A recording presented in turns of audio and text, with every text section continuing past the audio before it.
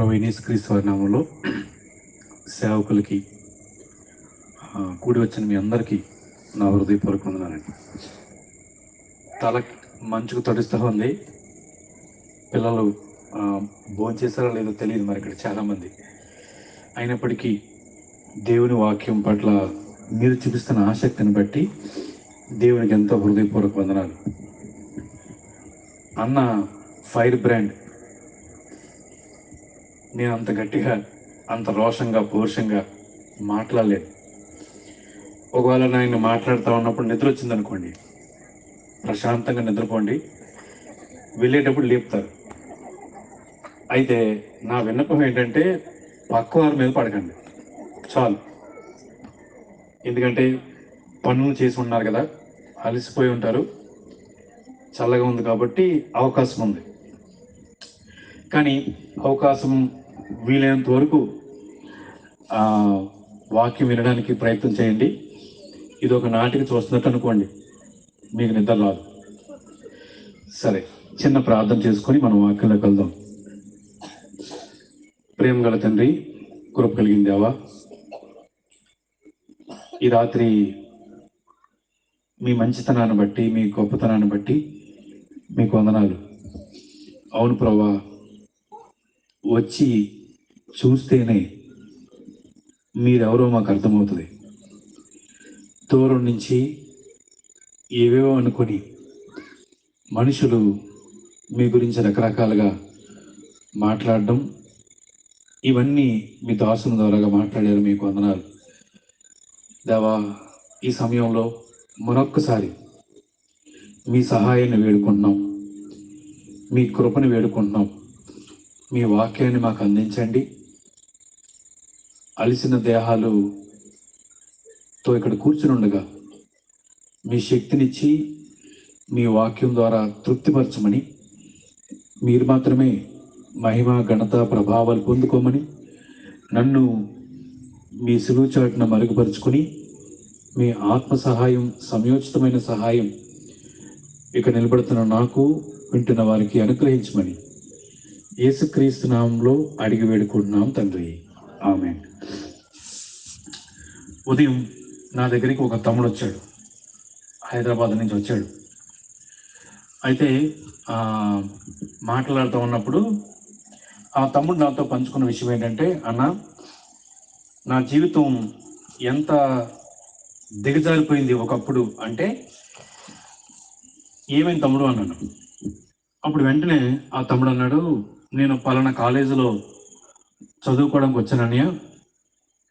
ఆ కాలేజీలో చదువుకున్నప్పుడు మాది చాలా పేదరికం.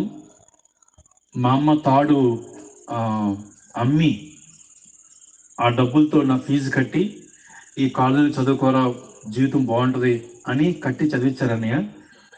అయితే నాకేమో భాష అర్థం కావట్లేదు, చదవబుద్ధి కావట్లేదు. ఒక పక్క స్నేహితులు, చెడు అలవాట్లు, రాజకీయ పరంగా చాలా చురుగ్గా ఉండేవాడిని, భావజాలాలు అలా ఉండేవి. అయితే ఇలా పైకి లోకంలో అందరి ముందు తిరుగుతూ, సెటిల్మెంట్లు చేస్తూ, రాజకీయ పరంగా తిరిగేవాడిని. కానీ నా మనసులో ఏదో తెలియని ప్రశ్నలు ఉండిపోయినాయి. ఏంటి ఆ ప్రశ్న అంటే, నాకే ఎందుకు ఇలా జరుగుతుంది? మా కుటుంబం ఎందుకు ఇలా దిగజారిపోయింది? మా పరిస్థితి ఇంకా పైకి రాదా? బాగుపడమా మేము? వాళ్ళకంటే మేము నైతికంగా బాగానే ఉన్నాం కదా. వాళ్ళు తిని తాగి అవి ఇవి చేసిన ఎంత బాగున్నారు వాళ్ళు. ఇంత భక్తి ఉండి కూడా మా జీవితం ఏంటి ఇలా అయిపోయింది అని చాలా ప్రశ్నలు మెదురయ్యన్న. అయితే ఎవరికి తెలీదు, ఎన్నోసార్లు స్టేషన్కి వెళ్ళి కూర్చుని ఏ ట్రైన్ ఎప్పుడు వస్తుందో చూసి, ఏ ట్రైన్ కింద పడి చనిపోదాం ఆలోచించుకున్నాను. ఎందుకు ట్రైన్ కింద పడి చనిపోదాం అనుకున్నానంటే, మాకు తెలిసిన ఒక ఆయన అట్లాగే చనిపోతే డబ్బులు ఇచ్చారు. నాకు కూడా డబ్బులు ఇస్తే కనీసం మా అమ్మ బతుకుతుందేమో అనే ఆశతో వెళ్ళేవాడిని. భయం ఉండేది లోపల. కానీ కూర్చుని ట్రైన్ వెళ్తున్నప్పుడు ఎలా వస్తుంది, ఎలా వెళ్తుంది, ఎక్కడ ఉండాలి, ఎక్కడుంటే ఎవరు నన్ను చూడరు, ఇవన్నీ లెక్కలు వేసుకుని అక్కడ దాకా నడుచుకుని వెళ్ళి వచ్చేసేవారండి. పైకి తెల్లారిగానే అరే అక్కడికి వెళ్దాంరా, ఇక్కడికి వెళ్దాంరా, ఆ పని చూద్దాంరా అని అందరితో సరదాగా మాట్లాడుతున్నా లోపల మాత్రం జీవితం వేరు. అయితే చనిపోదాం అనుకున్న సమయం వచ్చింది. కానీ ఒక్క కాగితం ముక్క నా జీవితాన్ని మార్చేసిందని. ఒక్క కాగితం ముక్క నా జీవితాన్ని మార్చేసింది. ఆ కాగితం ఎందుకో తెలియదు, నా గురించే రాసి వదిలేశారా అన్నట్లుగా ఉందని అని ఎగిరి నడుచుకుని వెళ్తున్నప్పుడు ఎగిరి ఆయన ముందు వచ్చి వాలింది అది. ఇలా చూడగానే, ఓ విద్యార్థి, ఏంటి నీ గమ్యం అని రాసిందంట పైన. తీసాడు, చదువుకున్నాడు. ఈరోజు హైదరాబాదులో ఎంతో చక్కగా ఉద్యోగం చేస్తూ ఉన్నాడు. కుటుంబం చాలా భక్తిలో ఎదుగుతూ ఉంది. నిజంగా మన జీవితంలో కూడా చాలా ప్రశ్నలు ఉంటాయి. భవిష్యత్తు గురించిన భయం ఉంటుంది. పిల్లల పెళ్ళిళ్ళు ఏం చేయాలి, ఈ అప్పు తీర్చుకోగలమా, ఈ రోగం అసలు నన్ను వదిలి వెళ్ళిపోతుందా, నా బ్రతికేంటి ఇలా అయిపోయింది, ఈయనతో ఇంకా ఎన్ని సంవత్సరాలు ఏగాలి, ఈవిడితో ఇంకెన్ని సంవత్సరాలు ఏగాలి, నా పిల్లలు ఏంటి ఇలా అయిపోయారు. ఇలా రకరకాల ప్రశ్నలు మదిలో ఉంటాయి. పైకి నవ్వుతూనే ఉంటాం, సరదాగానే మాట్లాడతాం, సంఘానికి వస్తాము, లేకపోతే అక్కడికి ఇక్కడికి వెళ్తాం. కానీ ఈ లోపల ప్రశ్నలకి ఏంటి మరి సమాధానం? ఎవరు సమాధానం చెప్తారు? మన జీవితం యొక్క పరిస్థితి ఎందుకు ఇట్లా వెళ్ళిపోయింది? అయితే ఈరోజు దానికి కొంచెం సమాధానాన్ని వెతకడానికి మనం ప్రయత్నం చేద్దాం. దయచేసి నాతో పాటు బైబిల్స్ ఉన్న వాళ్ళు మార్కు సువార్త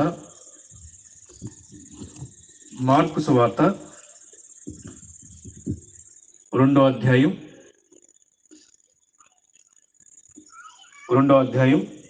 తీసి ఉంచండి. అక్కడి నుంచి మనం ఆలోచించడానికి ప్రయత్నం చేద్దాం. మనం ఏం ఆలోచిస్తాం చెప్పమంటారా? మరలా చెప్తా ఉన్నాను. ఏం ఆలోచిస్తున్నామంటే, మన జీవితంలో వచ్చే ఈ ప్రశ్నలు సమాధానాన్ని వెతకడానికి ప్రయత్నం చేస్తున్నాం. ఎందుకు నాకు ఈ పరిస్థితి వచ్చింది, ఎందుకు నాకు ఈ పరిస్థితి వచ్చింది? ఆ ప్రశ్నకి మనం ఈరోజు ఇక్కడ కూడా ఇంచుమించుగా అలాంటి పరిస్థితి గుండా వెళ్తున్న ఒక వ్యక్తి జీవితాన్ని దేవుడు ఇక్కడ రాయించారు. ముందు 12 వచనాలు ఉన్నాయి. మొదటి 12 వచనాలు చదువుతాను నేను. జాగ్రత్తగా మీరు కూడా మనసులో చదువుకోండి. తర్వాత మనం వాక్యంలోకి వెళ్దాం. కొన్ని దినములైన పిమ్మట ఆయన మరలా కపెర్నహూమునకు వచ్చెను. ఆయన ఇంట ఉన్నాడని వినవచ్చినప్పుడు అనేకులు కూడి వచ్చిరి గనుక వాకిటి నిన్ను వారికి స్థలము లేకపోయాను. ఆయన వారికి వాక్యము బోధించుండగా కొందరు పక్షవాయువు గల ఒక మనుషుని 4 చేత మోయించుకుని ఆయన యొద్దకు తీసుకుని వచ్చిరి. చాలా మంది కూడి ఉన్నందున వారు ఆయన యొద్దకు చేరలేక ఆయన ఉన్న చోటికి పైగా ఇంటి కప్పు విప్పి సందు చేసి పక్షవాయువు గల వానిని పరుపుతోనే దింపిరి. యేసు వారి విశ్వాసము చూసి, కుమారుడా, నీ పాపములు క్షమించబడి ఉన్నవని పక్షవాయువు గలవానితో చెప్పాను. శాస్త్రుల్లో కొందరు అక్కడ కూర్చుని ఉండిరి. వారు, ఇతడు ఇట్లెందుకు చెప్పుచున్నాడు? దేవదూషణ చేయుచున్నాడు కదా. దేవుడొక్కడే తప్ప పాపములు క్షమించగలవాడు ఎవడని తమ హృదయములో ఆలోచన చేసుకునేది. వారు తమలో తాము ఇలాగూ ఆలోచించుకొనుట యేసు వెంటనే తన ఆత్మలో తెలుసుకుని, మీరిలాంటి సంగతులు మీ హృదయంలో ఎందుకు ఆలోచించుకున్నారు? ఈ పక్షవాయువు గలవానితో నీ పాపములు క్షమింపబడి ఉన్నవని చెప్పుట సులభమా? నీవు లేచి నీ పరుపెత్తుకుని నడువు అని చెప్పుట సులభమా? అయితే పాపములు క్షమించుటకు భూమి మీద మనిషి కుమారునికి అధికారం కలదని మీరు తెలుసుకొనవలనని వారితో చెప్పి, పక్షవాయువు గలవానిని చూచి, నీవు లేచి నీ పరిపెత్తుకొని ఇంటికి పొమ్మని నీతో చెప్పుచున్నాను అనెను. తక్షణమే వాడు లేచి పరుపెత్తుకొని వారి యొద్ద నుండి నడిచి పోయిన గనుక వారందరూ విభ్రాంతి నుండి మనం ఇలాంటి కార్యములు ఎన్నడూ చూడలేదని చెప్పుకొనొచ్చు దేవుణ్ణి మహింపరిచింది. ఇక్కడ పక్షవాతం వచ్చిన ఒక వ్యక్తి జీవితాన్ని గురించి ఆలోచిస్తూ ఉన్నప్పుడు ఎంత భయాలు ఉంటాయండి. అతనికి ఎటువంటి పక్షవాతం వచ్చిందో చెప్పలేదు. కాళ్ళు చేతులు పడిపోయినాయో, మెదడుకు సంబంధమో, నోరుకు సంబంధమో తెలియదు, కానీ నలుగురు మోయాల్సి వచ్చింది.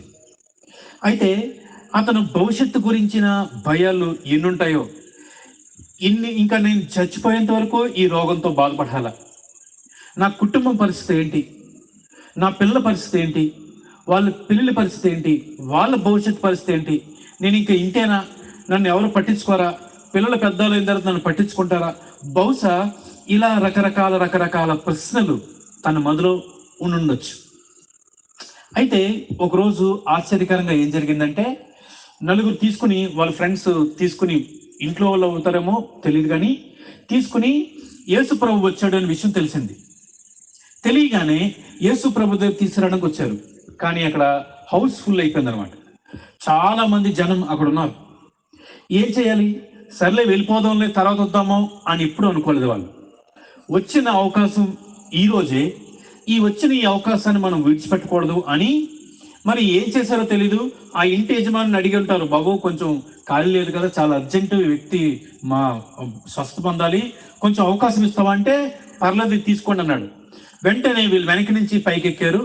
కొంచెం ఆ పెంకులు, ఆ దోలాలు, వాటన్నిటిని పక్కకు తీసేసి మరలా కిందకు వచ్చి నలుగురు తాళ్ళతో ఆ వ్యక్తిని పైకి తీసుకెళ్ళి సరిగ్గా యేసు ప్రభు ఉన్న ప్రాంతంలో దింపారు. అట్లా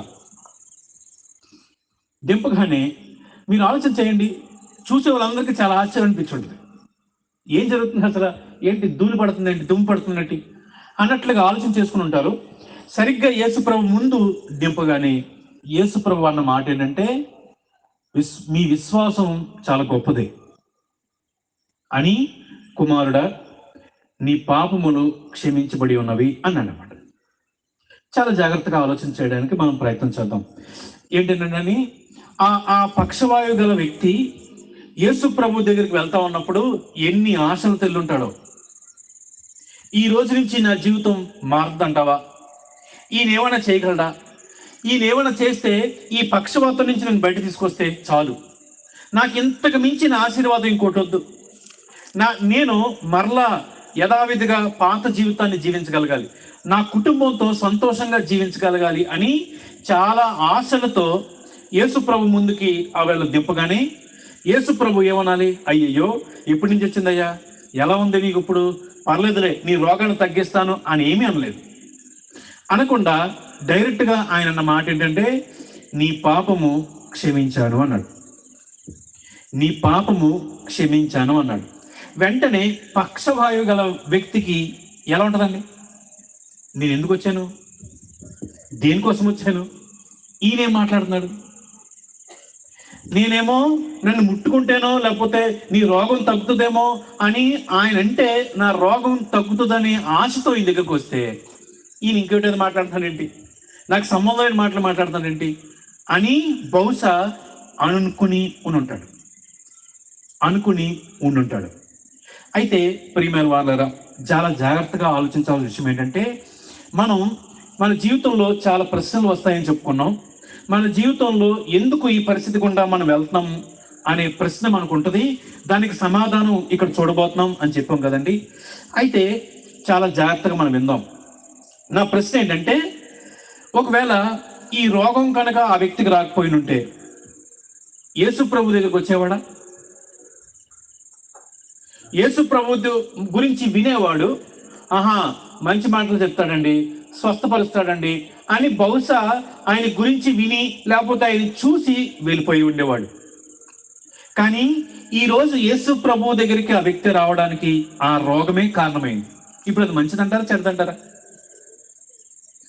ఒక కారణం, మన జీవితంలో ఎదుర్కొనే ఈ పరిస్థితికి, నీ జీవితంలో ఎదుర్కొనే ఈ పరిస్థితికి కారణం ఏంటంటే, బహుశా నువ్వు దేవుని దగ్గరికి రావాలనేమో.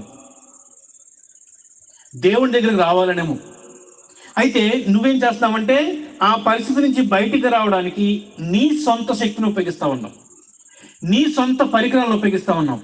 నీకున్న జ్ఞానంతోనూ నీకు సహాయం చేసే చుట్టుపక్కల ఉన్న వారితో సహాయం తీసుకుని ఆ పరిస్థితి నుంచి బయటకు రావడానికి నువ్వు ప్రయత్నం చేస్తున్నావు, అవ్వట్లేదు. కానీ ఆ వ్యక్తిని యేసు ప్రభువు దగ్గరికి నడిపించింది ఆ రోగమే, ఆ బాధే, ఆ శ్రమే. బహుశా ఒక కారణం ఏంటంటే నిన్ను దేవుని దగ్గరికి నడిపించడం కొరకేనేమో ఒక కారణం.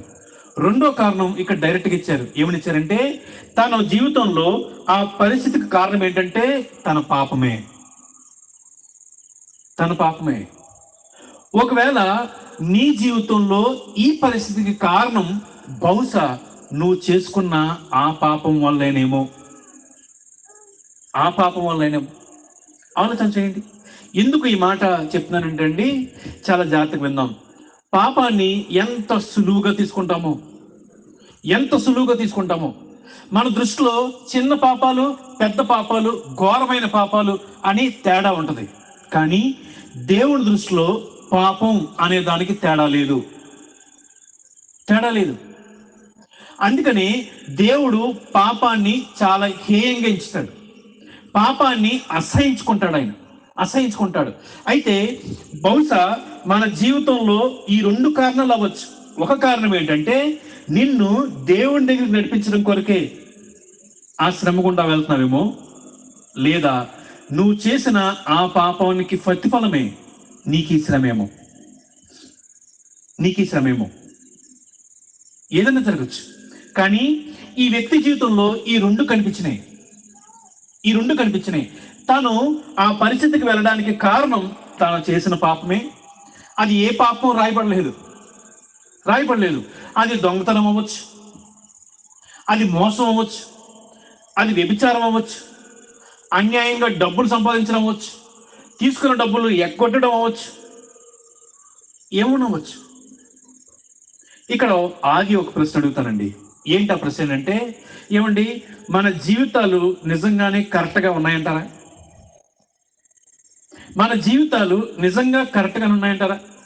మన మాట కరెక్టేనా? మన ఆలోచన కరెక్టేనా? మన హృదయం కరెక్టేనా? మన లావాదేవీలు కరెక్టేనా? గుండెల మీద చేసుకుని బాబు నా జీవితంలో ఏ అన్యాయం లేదు బాబు చెప్పగలం మనం? నా జీవితంలో ఏ పాపం లేదు బాబు అని చెప్పగలం మనం? హృదయంలో ఇంత పాపాన్ని పెట్టుకుని కనీసం ఏ రోజైనా అరే ఇది కదా నా జీవితానికి పరిస్థితి, ఇలా అయిపోయిందేంటి, అలా నేను ఆ పని చేసి ఉండకూడదు అని ఏ రోజైనా బాధపడిన రోజులు ఉన్నాయంటారా మనకి? ఆలోచన చేద్దామండి. ఎందుకంటేనండి పాపం చాలా ఘోరమైంది. ఆ పాపం ఎంత ఉన్నతమైన వ్యక్తినైనా సరే కిందకి తీసుకురాగలదు, జీవితాన్ని పాడు చేయగలదు. ఎందుకు ఈ మాట అంటానో చాలా జాగ్రత్తగా విన్నామండి. తెలిసిన ఒక స్నేహితుడు, ఆయన కానిస్టేబుల్ అవ్వాలి, ఎస్ఐ అవ్వాలని చాలా కష్టపడేవాడు. నేను కాలేజీ గ్రౌండ్లో సరదాగా, లేకపోతే ఆ గ్రౌండ్లో ఈ గ్రౌండ్లో సాయంత్రం మాటలు జాబ్ అయిపోయిన తర్వాత వెళ్ళేవాడిని సరదాగా ఉండడం కోసం. అయితే అతను మాత్రం చక్కగా పరుగు కొట్టేవాడు, అట్లా మంచి ఆహారం తినేవాడు. తన బాడీ చాలా సత్తు ఉండేది. అయితే ఒక రోజు వచ్చింది, ఎస్ఐకి పిలుస్తున్నారు, టెస్టులు పెడతారంట, 5 కిలోమీటర్లు పరిగెత్తాలి, పరీక్ష రాయాలి, కొంచెం నా గురించి ఆలోచన చేయండి అని సరదాగా అందరికీ చెప్పేవాడు. అయితే వెళ్ళాడు. మేమందరం ఎదురు చూస్తున్నాం, ఏమవుద్ది అని, పనిచేసే చోట అందరం. అయితే వెళ్ళిన తర్వాత సాయంత్రానికి ఫోన్ వచ్చింది. ఏం ఫోన్ వచ్చిందంటే చనిపోయాడండి అని. 5 కిలోమీటర్ల పరుగు పందంలో 2 కిలోమీటర్లు దాటిన వెంటనే కుప్పకూలి అక్కడే గుండాగి చనిపోయాడంట. అలవాటు లేదా పరుగు? అలవాటు ఉంది.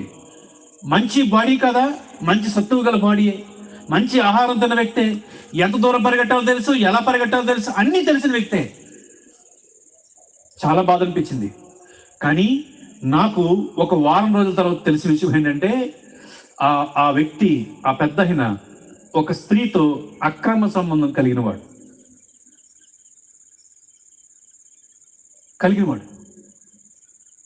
ప్రియమైన వాళ్ళరా, పాపం మన జీవితాన్ని ఎలాగైనా మార్చేయగలదు.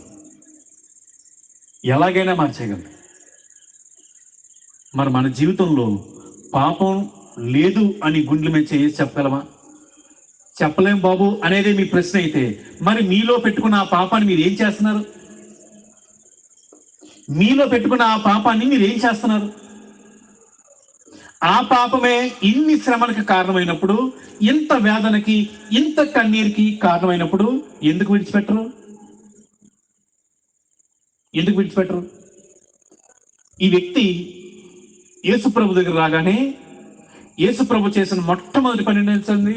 అయ్యా, నీకు బాగుపడాల్సిన రోగం కాదు, నీకు రావాల్సింది ఆస్తి కాదు, భవిష్యత్తు బాగుండాలని ఇల్లు కట్టుకోవడం కాదయ్యా. మనతో చెప్తున్న మాటలు ఇల్లు కట్టుకోవడం కాదు, పిల్లలు బాగా చెయ్యాలి అని బ్యాంకులో డబ్బులు దాచుకుంటున్నావే, డోక్రా తీసుకుని అది తీసుకుని ఇది తీసుకుని చక్కగా పొదుపు చేసుకుంటున్నావే, వాటికంటే ముఖ్యమైనది ముందు నీ జీవితం మారాలి. ఎందుకు చెప్పంటారండి? ఎందుకు జీవితం మారాలి అంటే, మీరు ఈ లోకంలో కోటీశ్వర్లో బ్రతకండి, చచ్చి నరకానికి వెళ్తే మనమంత దుర్మార్గులు, లేకపోతే మనమంత మూర్ఖులు ఇంకొకరు ఉంటారంటారా? ఈ లోకంలో 100 సంవత్సరాలు కోటీశ్వర్లో బతికి చచ్చిపోయిన తర్వాత నరకానికి వెళ్తే ఉపయోగం ఏంటండి? ధనవంతుడు నరకానికి వెళ్ళలేదా? నోరు చల్లార్చుకోవడం కోసం చిటికని వేలుతో కనీసం ఒక్క చుక్క నీరే నేయమన్నాయి అబ్రహాం గారు. అంటే ఎంత వేదన అంటే అలా అడుగుతాడండి? ఎంత వేదన ఉంటే అలా అడుగుతాడు? కాబట్టి మీలో ఉన్న ఆ పాపం సంగతి తేల్చుకోండి రాత్రి. అది తేలితే మీలో ఉన్న ప్రశ్నలకు సమాధానం దొరుకుతుంది, మీకు సమాధానం వస్తుంది. అయితే చాలా జాగ్రత్తగా విందామండి. యేసు ప్రభు దగ్గరికి ఆ వ్యక్తిని తీసుకొచ్చారు కదండి. మిమ్మల్ని కూడా ప్రశ్న అడుగుతానండి, మీరు దేవుని దగ్గరికి ఎందుకు వస్తున్నారు? ఏమి ఆశించి వస్తా ఉన్నారు? ఆలోచన చేయండి. ఎందుకు ఈ ప్రశ్న నాకు వచ్చిందంటే, లోకంలో చూస్తా ఉన్నప్పుడు చాలా మంది దేవుని దగ్గరికి ఎందుకు వస్తారంటే, అప్పులు తీరుతాయని, రోగాలు తీరుతాయని, మంచి భవిష్యత్తు వస్తుందని, దీనికోసం ఆశీర్వాదాల కోసం, వీటి కోసమే యేసు ప్రభు దగ్గరకు వస్తే, అయ్యా అమ్మా కాదండి, సరైనది కాదు. మరి దేవుని దగ్గరికి ఎందుకు రావాలంటే ఒక్కసారి 130 కీర్తన తీయండి. 130 కీర్తన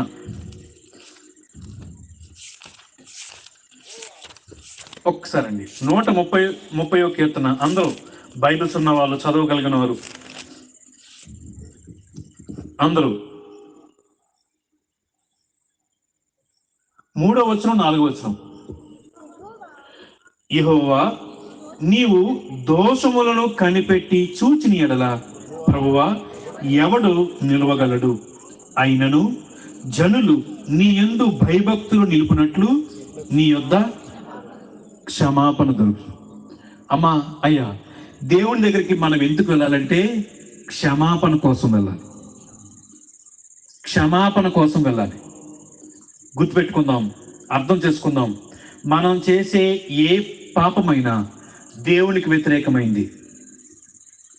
అది ఏ పాపమైనా సరే దేవునికి వ్యతిరేకమైంది. కాబట్టి మనకి ఆయన దగ్గర నుంచే క్షమాపణ కావాలి. మొట్టమొదటిగా దేవుని దగ్గరికి క్షమాపణ కోసం వెళ్ళాలి. అయితే క్షమాపణ లోపల ఉన్న ఆ పాపపు భారం తీర్చుకోవడం కోసం చాలా చేస్తారండి. దాన ధర్మాలు చేస్తున్నారు, మంచి పనులు చేస్తున్నారు, సహాయం చేస్తున్నారు, అవయవాలు ఇస్తున్నారు, రక్తాన్ని ఇస్తున్నారు. ఎందుకు తెలుసా అండి? పుణ్యం వస్తుందని. వాళ్ళల్లో ఉన్న పాప భారాన్ని కప్పిపెట్టడం కొరకు ఇవన్నీ చేస్తా ఉన్నారు. దయచేసి దయచేసి గమనించండి. ఇది ఎలాంటిదంటే 1,00,000 లంచం తీసుకుని 10,000 ఉండి లేస్తే ఎలా? 1,00,000 రూపాయలు అన్యాయంగా డబ్బులు తీసుకుని 10,000 దేవుడికి ఇచ్చారనుకోండి, సంతోషపడతాడా? లోపల బ్రతుకు మారకుండా పైకి ఏం చేస్తే ఉపయోగం చెప్పండి? అరే, అన్నం తిని డేక్షనో లేకపోతే గిన్నెనో లోపడే కదండి కడుగుతాం బాగా.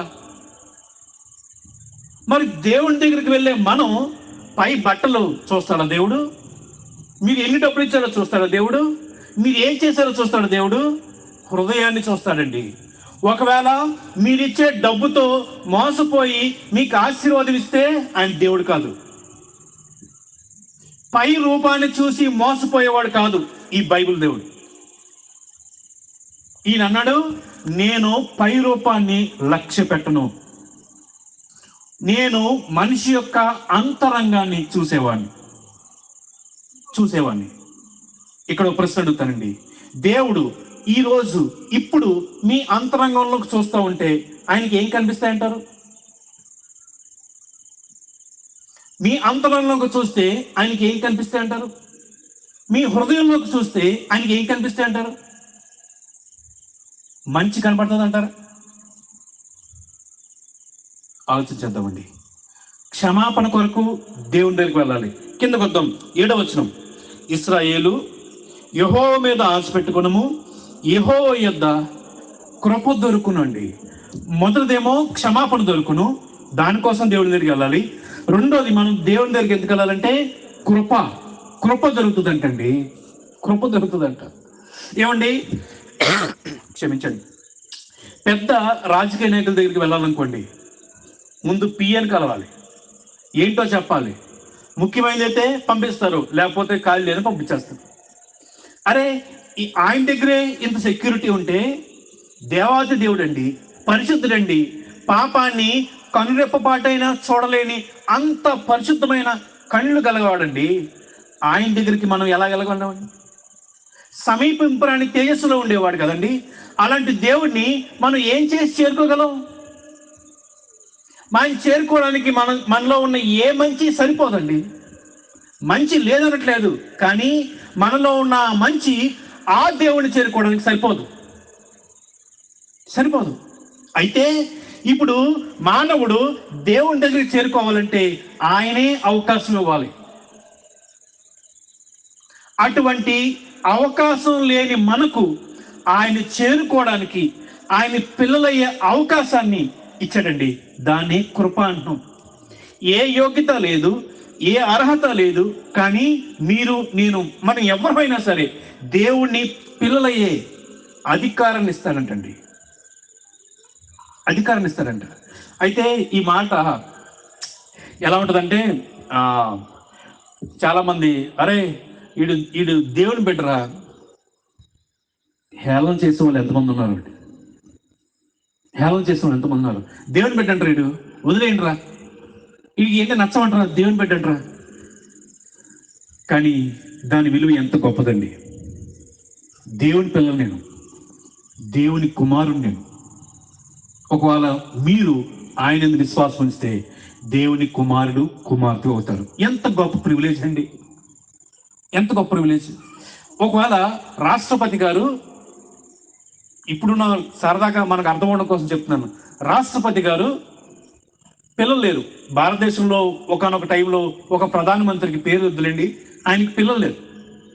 అప్పుడు ఏం చేశారంటే, ఆమె భార్య, మనం ఎవరైనా పెంచుకుందామా, దత్తత తీసుకుందామా అన్నారన్నమాట. బాగానే ఉంది ఆలోచన అనుకుని మారుమూల ప్రాంతం గ్రామానికి వచ్చి అక్కడ హాస్టల్లో దగ్గరికి వెళ్తే ఒక పాప నచ్చింది. ఈమెని దత్తత తీసుకుంటామండి అన్నారన్నమాట. తీసుకున్నారు. తర్వాత రోజు నుంచి ఆమె జీవితం ఎలా ఉంటుందండి? అనాథ, హాస్టల్లో పెరుగుతూ ఉంది ఆమె, పేదది, దిక్కు లేదు ఆమెకి. కానీ ఈ రోజు నుంచి ఆమె జీవితం ఎలా ఉండబోతుందండి? దేవుని పిల్లలవడం అంటే అదండి. ఏమాత్రం అర్హత లేకపోయినా మనల్ని దత్త తీసుకున్నాడు ఆయన. కృప చూపించాడు ఆయన, కృప చూపించాడు. చివరిగా మూడోది, ఆయన యొద్ద సంపూర్ణ విమోచన దొరుకును. అమ్మ అయ్యా, దేవుడి దగ్గర సంపూర్ణ విమోచన దొరుకును, విమోచన దొరుకును ఆయన దగ్గర. ఇందుకు కదండి మనం దేవుని దగ్గరికి వెళ్ళాలి. క్షమాపణ కోసం దేవుని దగ్గరికి వెళ్ళాలి, కృప కోసం దేవుని దగ్గరికి వెళ్ళాలి, మన విమోచన కోసం దేవుని దగ్గరికి వెళ్ళాలండి. ఈ వీటి విషయంలో మనం దేవుని దగ్గరికి వెళ్తే మిగతావన్నీ నథింగ్ అండి. ఎందుకు కొరరానివి. ఎందుకు చెప్పమంటారా? ఒకవేళ మనకు క్షమాపణ లేకపోయినా, కృప లేకపోయినా, మన పాపం మన మీదే ఉన్నా, విమోచన లేకపోయినా, చెప్పాను కదండి, ఎంత బతికినా చచ్చి నరకానికి వెళ్తే ఏ ఉపయోగం లేదు. పేదవాడు, అడుక్కునేవాడు పరలోకానికి వెళ్ళాడు అనుకోండి, ఎంత సంతోషంగా ఉంటాడు. అయితే ఇక్కడ బాధ ఏంటంటే 1-2 రోజులు కాదు, సంవత్సరం కాదు, యుగాలు. ఈ ప్రశ్న అడుగుతున్నందుకు ఏమనుకోకండి. ఒకవేళ ఈ రాత్రి మరణం మిమ్మల్ని కలుసుకుంటే ఎక్కడికి వెళ్తారు? మరణం మిమ్మల్ని కలుసుకుంటే ఎక్కడికి వెళ్తారండి? వయసుతో సంబంధం లేదండి మరణానికి, ఆరోగ్యంతో సంబంధం లేదు మరణానికి, ఆయుష్తోనే సంబంధం. ఒకవేళ ఈ రాత్రే అనుకుంటే ఎక్కడ కళ్ళు తెరవబోతారు మీరు? ఆలోచన చేయండి. కానీ ఈ రాత్రి దేవుడిస్తున్న అవకాశం అండి. ఏంటో తెలుసా అండి, మీ పాపాన్ని క్షమించుతాడు ఆయన సిద్ధంగా ఉన్నాడు. రెండోది, ఆయన తన బిడ్డగా చేసుకునే అధికారాన్ని ఇస్తా అంటున్నాడు. మూడోది, సంపూర్ణంగా విమోచిస్తా అంటున్నాడు. అయితే చాలా జాగ్రత్తగా ఉందామండి. కేవలం మాటలు మాత్రమే చెప్పాడు ఆయన. ఉదాహరణ నేనున్నాను అనుకోండి, నేనున్నాను, అమ్మ చెల్లి నీ పాపాలు క్షమించి వెళ్ళిపో అంటే అయిపోద్దండి. కానీ యేసు ప్రభు అమ్మ నీ పాపాలు క్షమించాను అంటే క్షమించబడతాయి. ఆయన క్షమాపణకి ఏం చేశాడండి? ఆయన నా క్షమాపణకి, మీకు నాకు సంపూర్ణ విమోచన ఇవ్వడం కొరకు యేసు ప్రభు వారు ఏం చేశారండి? కలువరి శిలువలో ప్రాణం పెట్టాడండి. ఆయన. మీకు కొంతమంది వినే ఉంటారు. ఈ ఉదాహరణ కొత్త వాళ్ళ కోసం చెప్తా ఉన్నాను. ఈ టేబుల్ నేను పగలు కొట్టానండి, 10,000 రూపాయలు. అయితే పాస్టర్ గారు వచ్చి 10,000 రూపాయలు ఎన్ని బాబు చేయించడానికి ఇక్కడ కట్టి ఇక్కడి నుంచి కదులన్నారు. 10,000 రూపాయలు ఇప్పుడు నా దగ్గర లేవండి అంటే, వెనకున్న నా స్నేహితులు చూసి ముందుకొచ్చి నన్ను ప్రేమించి, ఎంత కట్టాలరా? 10,000 కట్టాలరా? సరే నువ్వు పక్కకు తప్పుకో అని నన్ను పక్కకు తప్పించి నా స్థానంలో వాడు నిలబడి నేను కట్టాల్సిన 10,000 కట్టాడండి. యేసు ప్రభు కూడా చేసింది అదే. వాస్తవానికి శిక్ష మన మీద పడాలి. ఎందుకంటే పాపం మంది. ఆ పాపానికి పరిహారం ఇంకెవరూ చేయలేరు. ఎందుకంటే మానవులందరూ పాపలు చేసిన వారే అని బైబిల్ చదివిస్తా ఉంది. ఏ మనిషి ఇంకో మనిషి యొక్క పాపం నుంచి విడిపించలేడు. కానీ యేసు ప్రభు వారు ఎందుకు విడిపించగలిగాడంటే చెప్పంటారా? ఆయన పుట్టుకలో పరిశుద్ధత ఉంది, కన్యక పుట్టాడు. ఆయన జీవితంలో పరిశుద్ధత ఉంది, ఆయన పాపం లేనివాడు. కాబట్టే పాపి అయిన మానవుణ్ణి విమోచించిన కొరకు మానవుని స్థానంలో ఆయన నిలబడి మానవుని మీద, నీ మీద, నా మీద రావాల్సిన దేవుని న్యాయమైన శిక్ష ఆయన భరించాడండి. ఇప్పుడు ఈయన యందు ఎవరైతే విశ్వాసం ఉంచుతారో వారికి మాత్రమే క్షమాపణ దొరుకుతుంది, వారికి మాత్రమే కృప దొరుకుతుంది, వారికి మాత్రమే సంపూర్ణ విమోచన దొరుకుతుందండి. మరి మీరు విశ్వాసం ఉంచారండి? ఎందుకు ఈ ప్రశ్న అడగాల్సి వస్తుందంటే, చాలా మందికి తెలిస్తే సరిపోదండి, విశ్వాసం ఉంచాలి. మరి మీరు విశ్వాసం ఉంచారా? ధైర్యంగా మీరు చేసుకొని చెప్పుకోగలరా? బాబు నేను వెళ్ళిపోతే దేవుని దగ్గరే కళ్ళు తెరుస్తాను. నేను దేవుని బిడ్డనయ్యా చెప్పగలమంటారండి? ఆలోచన చేద్దామండి. ఈ రాత్రి దేవుడిచ్చిన అవకాశం. బిల్లీ గ్రహాం గారు అంటే చనిపోయారైనా, ఆయన ఏమన్నా తెలుసా అండి? ఏమన్నాడంటే ప్రతిరోజు దేవుడిచ్చిన ఒక వరం అంట, వయసుతో సంబంధం లేదంట. ఏ వయసు వరకైనా ప్రతిరోజు దేవుడిచ్చిన గిఫ్ట్ అంట. ఈరోజు ఈ రాత్రి దేవుడిచ్చిన గిఫ్ట్. రేపు సంగతి మనకు తెలియదు. ఈ రాత్రి అయినా ఆలోచన చేయండి. ఎందుకు ఇంత పదే పదే ఇంత ఖర్చు పెట్టుకొని ఇంత మీటింగ్స్ ఎందుకు పెడతారండి? ఏం ఆశించి పెడతా ఉన్నారు?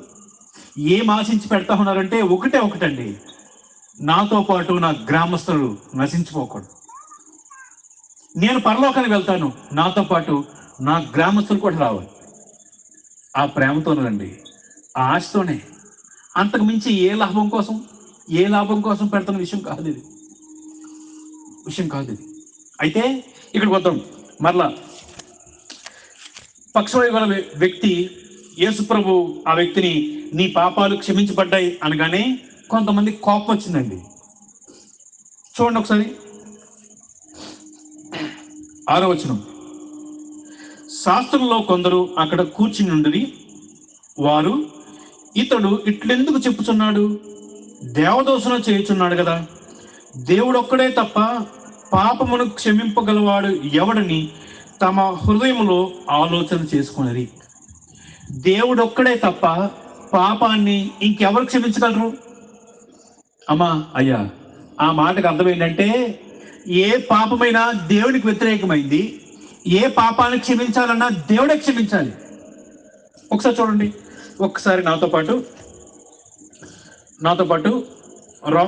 యెషయా గ్రంథం 38వ అధ్యాయం 17వ వచనం. యెషయా గ్రంథం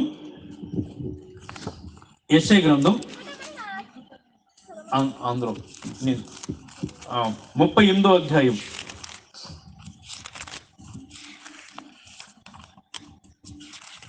చదువుతండి. మిక్కటమైన ఆయాసము నాకు నెమ్మది కలుగుటకు కారణమాయెను. నీ ప్రేమ చేత నా ప్రాణమును నాశనమును విడిపించితివి. చాలుతండి. ఇక్కడ నీ ప్రేమ చేత నా ప్రాణమును నాశనమును గోధ నుండి విడిపించితివి. నీ వీపు వెనుక తట్టు నా పాపములన్నీ నీవు పారవేసి. వాళ్ళకి తెలుసు. ఇప్పుడు యేసు ప్రభు క్షమిస్తా ఉంటే ఇతను ఎందుకు క్షమిస్తా ఉన్నాడు అని ప్రశ్న వచ్చింది. అప్పుడు వెంటనే యేసు ప్రభు వారు ఏం స్పందించారు చూడండి. ఇక్కడ వెంటనే యేసు ప్రభు వారు ఏం స్పందించారంటే 7వ వచనం. వారు ఇతను ఎందుకు చెప్పుచున్నాడు? దేవదోషం చేయుచున్నాడు కదా. దేవుడు ఒక్కడే తప్ప పాపములు క్షమించుకున్నవాడు ఎవడని వాళ్ళ హృదయంలో ఆలోచించుకొనింది. వారు తమలో తాము ఇలాగో ఆలోచించుకునుట యేసు వెంటనే తన ఆత్మలో తెలుసుకొని, అమ్మా అయ్యా, యేసు ప్రభు వారికి హృదయం తెలుసు. యేసు ప్రభు వారు హృదయాన్ని చూసేవాడు. ఇక్కడ మనం అర్థం చేసుకోవాల్సిన విషయం ఏంటంటే యేసు ప్రభు వారు ఆ రోగి యొక్క హృదయాన్ని చూశాడు కాబట్టి సమస్యని పట్టించుకున్నాడు. ఆయన, బాబు నీ సమస్య రోగం పోతే కాదు, నీ సమస్య పాపమని. అలాగే హృదయాన్ని చూసే యేసు ప్రభు వారు ఈరోజు ఇక్కడ మీ హృదయాన్ని కూడా చూస్తా ఉన్నాడు. మీ సమస్య గురించి కూడా మాట్లాడుతూ ఉన్నాడు. ఆలోచన చేద్దామండి అని ఏమన్నాడు చూడండి. ఇక్కడ మీరు ఇలాంటి సంగతులు మీ హృదయంలో ఎందుకు ఆలోచించుకుంటున్నారు? ఈ పక్షవాయువు గల వారితో నీ పాపములు క్షమించబడి ఉన్నవని చెప్పుడు సులభమా? నీవు లేచి నీ పరుపెత్తుకొని నడువమని చెప్పుడు సులభమా? అయితే పాపములు క్షమించుటకు భూమి మీద మనిషి కుమారునికి అధికారం కలదని మీరు తెలుసుకోవాలి. అమ్మా అయ్యా, పాపాన్ని క్షమించడానికి యేసు ప్రభు వారికి మాత్రమే అధికారం ఉంది. యేసు ప్రభు వారికి మాత్రమే ఎందుకు అధికారం ఉందంటే ఆయన మాత్రమే నా స్థానంలో మన శిక్షణ భరించాడు ఆయన. కాబట్టి యేసు ప్రభు అన్నాడు, నాకు ఆ అధికారం ఉందని తెలుసుకోండి. మీరు తెలుసుకోండి మీరు. అమ్మా, అయ్యా, మీరు తెలుసుకున్నారండి? మీ పాపం కోసం మీరు ఎంత రోధించారు, ఎంత క్షమాపణ వేడుకున్నారు? బైబిల్లో దావీదు గారంట పాపం చేస్తే ఆ రాత్రి నిద్రపోయేవాడు కాదు. తన తల దిండి తడిచిపోయేది. ఎందుకంటే దేవుడు ఎంత గొప్పోడో తెలుసు ఆయనకి, పాపం ఎంత భయంకరమైందో తెలుసు ఆయనకి. ఏ రోజైనా ఏడ్చారండి? మనం ఆడిన అబద్ధానికి ఏ రోజైనా ఏడ్చాము మనం? ఒకే ఒక్క మాట, ప్రభా క్షమించిన ఆయన, అయిపోయింది. ఎందుకంటే మన దృష్టిలో చిన్నది కాబట్టి. కానీ దేవుని దృష్టిలో పాపం అది పాపంగానే చూస్తాడు ఆయన. పాపానికి ఎంత శిక్ష రావాలో అంత శిక్ష ఆ పాపం తీసుకొస్తుంది. మరి ఏ రోజైనా క్షమాపణ కోరుకున్నామంటారండి? మన పాపం నిమిత్తమై మనం ఏడ్చాం? అసలు క్షమాపణ కోరుకున్నాం మనం? అయ్యా, నా పాపం ఇదయ్యా, నా పాపం ఇది, క్షమించమని అడిగామండి? ఆలోచన చేద్దాం. ఇతను యేసుప్రభు అంటా ఉన్నారు, తెలుసుకోండి, నేను క్షమిస్తాను, నా యొద్దకు రండి అని పిలుస్తా ఉన్నాడు. ఆ తమ్ముడు ఆ కాగితం ముక్క జీవితం మార్చేస్తుందని చెప్పాను కదండి. ఆ కాగితం ముక్కలో ఒక మాట ఉంది. ఏముందంటే, సమస్త భారం మోసుకుంటున్న జనులారా నా యొద్దకు రండి. అదే మాట కొన్ని రోజుల తర్వాత ఒక లోదరన్ చర్చ్ గోడ మీద కూడా రాసిందంట. ఆ కుర్రాడు అటువైపు వెళ్తా ఉన్నాడు, చనిపోవాలన్న ఆలోచనతో ఉన్నాడు. అటువైపు వెళ్తా ఉంటే ఆ మాట చూసాడన్నమాట, సమస్త భారం మోసుకున్న ప్రజలారా నా యొద్దకు రండి అన్న. ఆ వాక్యం చదవగానే నన్ను ఎవరో ఆహ్వానిస్తున్నట్టుందంట. అవును, దేవుడు ఆహ్వానిస్తా ఉన్నాడు. దేవుడు ఆహ్వానిస్తా ఉన్నాడండి. ఒకసారి యెషయా గ్రంథం 55 అధ్యాయం చేయండి. యెషయా గ్రంథం 55వ అధ్యాయం.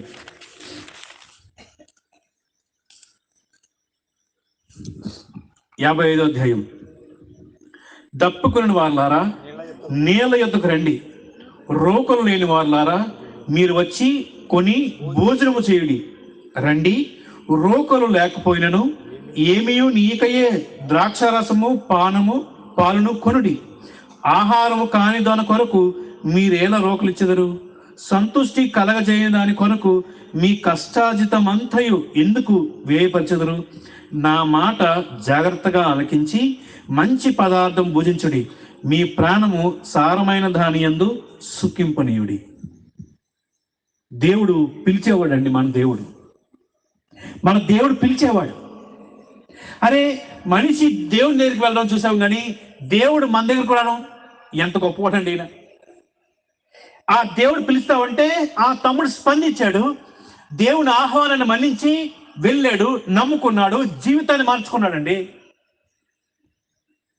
మరి మీరు దేవుని ఆహ్వానాన్ని పట్టించుకుంటారా? అయితే ఈ రాత్రి పిలుస్తా ఉన్నాడు దేవుడు, నా యొద్దకు రండి, మీ పాపాన్ని క్షమిస్తాను, సంపూర్ణ విమోచన ఇస్తాను, నా పిల్లలయ్యి కృపణిస్తాను అంటా ఉన్నాడు. అమ్మా, నేను మొదటగా ఈ 2 ప్రశ్నల గురించి చెప్పాను. నా పరిస్థితి, నా జీవితం ఎందుకు ఇలా వెళ్ళిపోయింది అన్నప్పుడు 2 సమాధానాలు కనిపెట్టాయి మనకి. ఒకటి ఏంటంటే, బహుశా ఆ పరిస్థితి నిన్ను దేవుని దగ్గరికి నడిపించడం కోసమేమో. రెండోది, నీ పాపమే ఆ పరిస్థితి కారణం అవ్వచ్చు. ఈ రెండిట్లకి సమాధానం యేసు ప్రభువులో మాత్రమే దొరుకుతుందండి. మీరు నమ్మండి, నమ్మకపోండి, అది మీ ఇష్టం, మీ స్వేచ్ఛ. కానీ సత్యం ఏంటంటే, ఈ ప్రశ్నకి సమాధానం యేసు ప్రభువులో మాత్రమే దొరుకుతుంది. ఎందుకు ఈ మాట చెప్పమంటారా? ఒకసారి మళ్ళీ రండి, మార్కు సువార్త దగ్గర రండి. 10వ వచనం, 2వ అధ్యాయం 10వ వచనం. అయితే పాపములు క్షమించుటకు భూమి మీద మనిషి కుమారునికి అధికారం కలదని మీరు తెలుసుకొనవలనని వారితో చెప్పి, పక్షవాయువు గలవాణిని చూచి నీవు లేచి నీ పరిపెత్తుకుని నడువమని, ఇంటికి వెళ్ళమని నీతో చెప్పుచున్నాను. తక్షణమే వాడు లేచి పరిపెత్తుకుని వారి ఎదుట నడిచిపోయాను. అమ్మా, అయ్యా, అయ్యా, ఒక్క మాట ఆలోచన చేయండి. ఆయన పాపాన్ని క్షమించకుండా రోగాన్ని మాత్రమే క్షమించి పంపించేశాడు అనుకోండి, మరోసారి రోగి అవ్వచ్చు, చచ్చిపోతే నరకానికి వెళ్ళేవాడు. మరోసారి రోగి అవ్వచ్చు. ఆయన అనుకున్నాడు, ఈ పక్షవాతం నుంచి బయటకు వస్తే చాలయ్యా, నా జీవితం బాగుంటుంది అనుకుంటాడేమో. కానీ బయటకు వచ్చిన తర్వాత మరలా రోగి అయ్యే అవకాశం ఉంది కదండి. కానీ వీటన్నిటికీ మూల కారణమైన పాపం క్షమించబడింది కాబట్టి ఎంత సంతోషంగా వెళ్ళుంటాడండి, ఎంత సంతోషంగా వెళ్ళుంటాడు. ఒకవేళ మరలా రోగం వచ్చిన పర్లే, చచ్చిపోయిన పర్లే, ఎందుకంటే యుగ యుగాలు నేను దేవుని దగ్గర ఉండబోతా ఉన్నాను, దేవుని దగ్గర ఉండబోతా ఉన్నాను. యేసుప్రభువు వారు ఎంత గొప్ప దేవుడు అండి, ఎంత గొప్ప దేవుడు. ఇతరులు ఆపుతా ఉన్నప్పుడు పట్టించుకోకుండా ఆ వ్యక్తి యొక్క అవసరాన్ని చూశాడండి. చూసి ఆ అవసరాన్ని తీర్చాడు, ఆ పరిస్థితి నుంచి బయట తీసుకొచ్చాడు. మన జీవితంలో కూడా అంతేనండి. ఆ పరిస్థితి నుంచి బయటికి తీసుకురాగలిగేది కేవలం యేసుప్రభువు వారు మాత్రమే, యేసుప్రభువు వారు మాత్రమే. మరి మన జీవితాన్ని ఆయనకి ఇవ్వగలిగితే ఇంకెంత బాగుంటుందండి. ఎందుకు చెప్పంటారా? డబ్బులు ఇస్తే ఆశీర్వాదం అని భావించే వాళ్ళు కొంతమంది ఉంటారు. ఇలాంటి మీటింగ్స్కి వస్తే ఆశీర్వాదం అని కొంతమంది భావించుంటారండి. అయితే ఇలాంటి మీటింగ్స్ పెట్టడానికి కారణమైన యేసుప్రభువు వారు మీ జీవితంలోకి వస్తే ఇంకా ఎంత ఆశీర్వాదం అండి. మీటింగ్కి వస్తేనే, డబ్బులు ఇస్తేనే ఆశీర్వాదం అనుకుంటే, వీటికి కారణమైన యేసుప్రభువు వారు మీ జీవితంలోకి వస్తే ఇంకెంత ఆశీర్వాదం అండి, ఇంకెంత దీవెనండి, ఇంకెంత సంతోషం అండి, ఇంకెంత విడుదలండి, ఇంకెంత విడుదల. అతను లేచి వెళ్ళిపోతా ఉంటే ఇతరులు చూసి దేవుణ్ణి మహింపరిచారంటండి, దేవుణ్ణి మహింపరిచారంట. అమ్మా, అయ్యా, చివరిగా ఒక మాట చెప్పి ముగిస్తాను. ఏడు చెప్పంటారా? చివరిగా మాట ఏంటంటే, దేవుణ్ణి మహింపరిచే జీవితం ఉంటుంది దేవుని బిడ్డకి. దేవుణ్ణి మహింపరిచే జీవితం ఉంటుంది పాపం క్షమించబడిన వ్యక్తికి. అదొక చిహ్నం. మరి మీ జీవితంలో పాపాలు క్షమించబడ్డాయి అని మీరు అనుకుంటే మీ జీవితం ఇతరులకు ఎలా కనబడాలంటే దేవునికి మహింపరిచే విధంగా కనబడాలి. ఉన్నాయంటారు అలాగా? మీ మాట తీరు, మీ ప్రవర్తన, ఇతరులకు సహాయం చేసే దగ్గర దేవునికి మహిమకరంగా ఉన్నాయా? ఉంటే చెప్పచ్చు, మీ పాపాలు క్షమించబడ్డాయి చెప్పచ్చు. కాబట్టి ఈ రాత్రి ఒక్కసారి ఆలోచన చేద్దాం. మనకున్న పరిస్థితి గురించి బయట తీసుకురాగలిగేది ఆయన మాత్రమే. ఎందుకంటే ఆయన దేవుడిని నడిపించడం కొరకే బహుశా నీ పరిస్థితి అయి ఉండొచ్చు, లేదా నువ్వు చేసుకున్న పాపమే ఆ పరిస్థితికి తీసుకెళ్ళవచ్చు. ఆ రెండింటికి సమాధానం యేసుప్రభువులోనే. ఎందుకు యేసుప్రభువులోనంటే ఆయన మాత్రమే మీ కొరకు, నా కొరకు కలువరి శిలువలో ప్రాణం పెట్టి మరణించి మరణాన్ని గెలిచి తిరిగి లేచాడండి. సజీవుడు. సజీవుడు కాబట్టే నా జీవితాన్ని మారుస్తా ఉన్నాడు. సజీవుడు కాబట్టే బ్రతుకుల్లో సహాయం చేస్తా ఉన్నాడు. అలాంటి దేవుడు ఈరోజు ఆహ్వానం చేస్తా ఉన్నాడు, నా ఎదుకు రండి, దప్పిక తీర్చుకోండి అని ఆహ్వానం పిలుస్తా ఉన్నాడు. ఆ ఆహ్వానానికి స్పందించిన వారికి మాత్రం ఆయన తప్పకుండా కృపనిస్తాడు, తప్పకుండా విమోచనిస్తాడు, తప్పకుండా క్షమిస్తాడు. తల ఉంచండి, చిన్న ప్రార్థన చేసుకుందాం.